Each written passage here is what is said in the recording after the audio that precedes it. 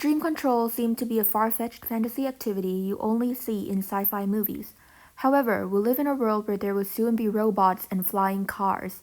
You have to admit that it does seem possible. In a few years, there will be technology advanced enough to penetrate and understand the human brain, to control it. This all comes down to one state, hypnagogia. Hypnagogia is a state between consciousness and unconsciousness. It is a transitional state, a state where you are suspended from the world you understand in an unknown world. During this stage, many mental phenomena can occur, such as lucid thought, lucid dreaming, hallucinations, and sleep paralysis. In order to psychologically penetrate the human brain, we need to access hypnagogia. After hypnagogia, the human brain will close off. This means we can still hear. However, the brain will not register or respond to the sound unless it wakes you up. During hypnagogia, our brain are up to no limits. It is a time where we are able to see things beyond human understanding. However, this is a very brief stage that will slip by almost always unnoticed, especially by outsiders. It can reveal an unfolding mindscape of curious sounds, abstract sceneries, and impossible events, or it can result in terrifying hallucinations or reenaction of your worst fear. This continues on in one of the most crucial parts of the project, which is finding hypnagogia. In order to be able to access hypnagogia at the correct time, we ran out few tests using a watch, which is the closest we can to measuring a continuous heart rate and evaluating sleeping stages. During hypnagogia, the heart rate will slow down and the subject's body will relax. In order to approximate the time taken for a subject to reach hypnagogia, we did a continuous heart rate monitoring. However, the downside is it is not a real time. It tends to vary between people, the environment, and the activities prior to the investigation.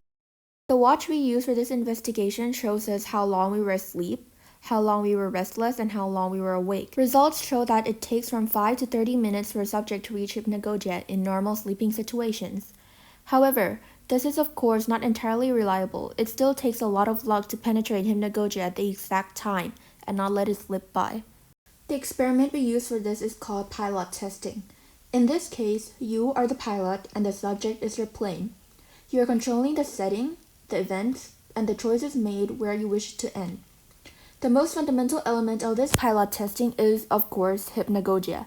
The hypnagogic brain will be presented with an ambient sound or a short story prompt. Then we will allow the brain to take the lead and make up something to suit where it is. We will need to wait for hypnagogia, then turn on the sound. After some time, we will have to wake them up. We cannot wait for them to wake up by themselves as the brain has its own function where it will automatically erase all memories of the dream in the end of the sleep cycle. Nobody knows the real reason for this function, but it must have been for a good purpose. The purpose of pilot testing is to use outside stimulations to point the directions in which the dream will be started on. So I have divided the test into two parts. Part 1, ambient stimulation, and Part 2, story prompt. Test number 1 is sound stimulation or ambient stimulation. The first step is we are going to leave the subject in most normal condition as possible.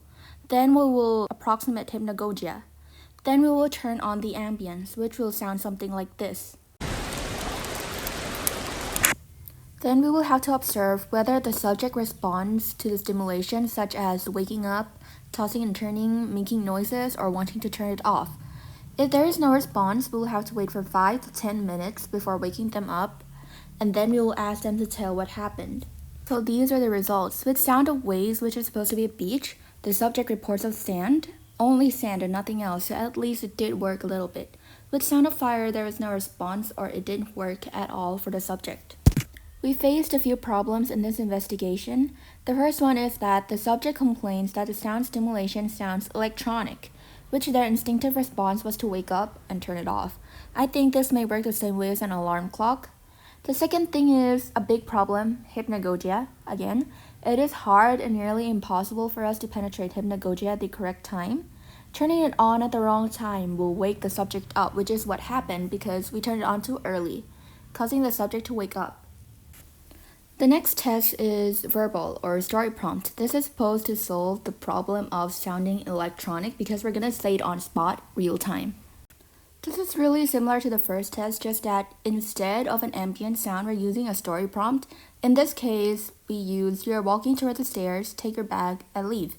So the same observations are taken. We wait 5 to 10 minutes before waking the subject up. For the results, the subject did not wake up immediately like the first test. However, there is no solid proof that it actually did hear the message. One of the tests, the subject said they were walking in the dream, but the setting was not a staircase like the prompt said. Instead, it was a blank white room.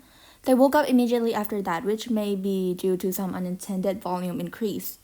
For the problems, this is like the overall problem, not just for the second test, but for the entire investigation. Of course, there is a problem regarding penetrating hypnagogia at the exact time, as it turns out that it differs between person. It does not always stay the same, depends on like the environment, where they're sleeping, and what activities did they do earlier in the day. The only way we might be able to solve this problem is to monitor it manually, like real time, like the one they use in the hospitals. Next is the noise still wakes up the subject, as it turns out to be an instinctive response to sound where they're not fully asleep yet, so it's like alarm clocks. We will need to find some way to subconsciously give them the message. I have considered subliminal messaging, however, subliminal messages have to be played beneath another sound. The sudden turning on of music might wake the subject up. We cannot turn it on since the beginning, as we do not know the subject is like thinking about the message and it isn't working the way we want pilot testing to work out. Some final words is that I think this is a success, but it would be more of a success if we have more advanced technology and more subjects to test on. The overall pilot testing idea is, I think it will work. We just require a lot of luck and better technology for us to penetrate hypnagogia at the correct time for this to work like fully 100%.